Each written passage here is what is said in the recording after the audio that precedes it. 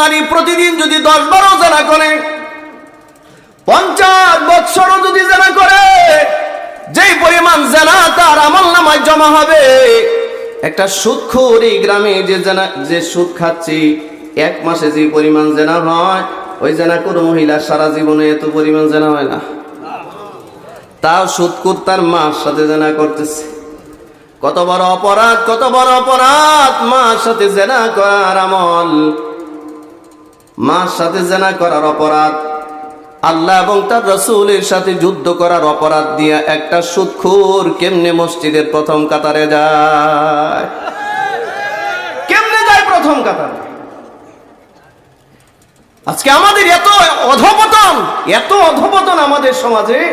একটা বিশিষ্ট সুদখোর, আমার কাছে মনে হয় এটা ব্র্যান্ডিং সুদখোর। একটা লোক যদি 30 বছর সুদের ব্যবসা করে, এটা কি স্বাভাবিক সুদখোর?